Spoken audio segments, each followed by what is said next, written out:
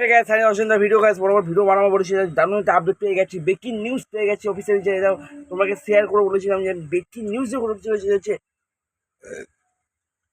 মোহনবাগান কী কী update দিয়েছে আর কি মোহনবাগান কী update আছে সেটা জানাবো, আর মোহনবাগান আনোয়ার কেসটা কী হলো সেটা জানাবো। সো ভিডিও খুব গুরুত্বপূর্ণ হতে চলেছে। ভিডিও শুরু করার অবশ্যই ভিডিও লাইক করবে, সাবস্ক্রাইব করে রাখবে, যে টিনটন করে রাখবে। ভিডিও শুরু করা যাক। শোনা গেছে মোহনবাগানে নাকি অফিসিয়ালি ডুরান্ড ক্যাপের সূচি ঘোষণা করেছে আগামী 25শে জুলাই। বাংলার দুই প্রধান মুখোমুখি হয়েছে যুববাড়ি কেন্দ্রে বিকেল 5টা থেকে। সে মোহনবাগান মুখোমুখি হবে ইস্টবেঙ্গলের সঙ্গে। বাংলার দুই প্রধান বিকেল 5টা থেকে খেলবে যুববাড়ি ক্রীড়াঙ্গনে। ডুরান্ড কাপ দিয়ে অভিযান শুরু করবে ডার্বি, মেগা ডার্বি ওইটা শুরু হতে চলেছে 25শে জুলাই।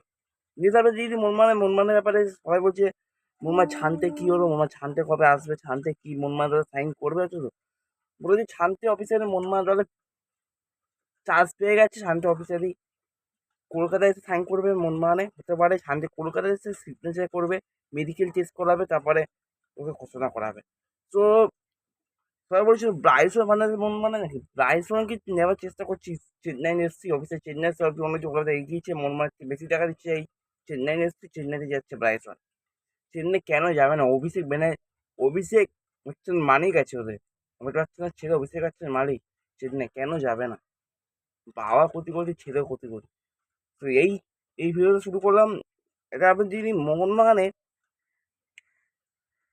আনোয়ারের কেসটা কী হলো, অফিসের আগামী 8ই সেপ্টেম্বর আনোয়ারের কেসটা রায় হতে চলেছে সবার জন্য। সেই মোহনবাগানে আনোয়ার খেলবে না ইস্টবেঙ্গল আনোয়ার খেলবে, সেটা রায় হবে আগামী 8ই সেপ্টেম্বর।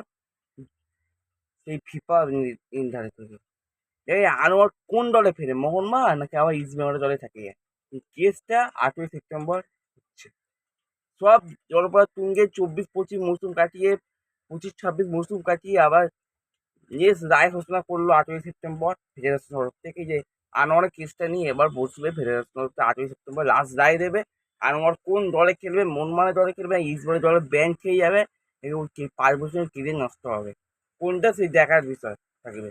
সেই ছিল ভিডিও অফিসারে বলে যে আগামী কালকের ম্যাচে লুকা মডরিচ অবসর নিয়ে নিয়েছে। সবাই জানে এই লুকা বয়স হয়ে গেছে, লুকা মডরিচ অবসর নিয়েছে। বলে দিই ও আমার একটা প্লেয়ার আছে, বল সাপ্লাই, বল গোল, বল হেডে করতে হবে, সেই লুকা মডরিচ বছর বিদায় নিচ্ছে বিশ্বকাপ থেকে। আর ও কি জীবনে যাচ্ছি দেখতে পারবো না, আমরা কাউকে দেখতে পারবো না। Neymar, Mbappe, Neymar, Messi, Ronaldo কাউকে দেখতে পারবো না।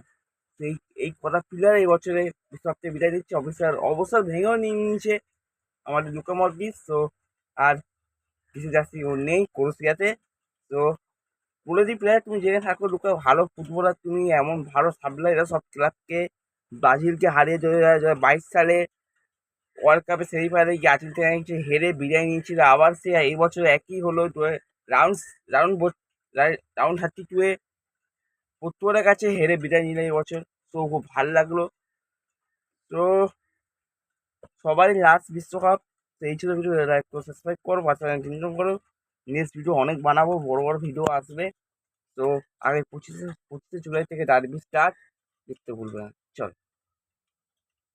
আগামী 19শে জুলাই ফাইনাল বিশ্বকাপে, আর 25শে জুলাই থেকে আবার ডার্বি স্টার্ট, কদিন পর আবার মেগা ডার্বি।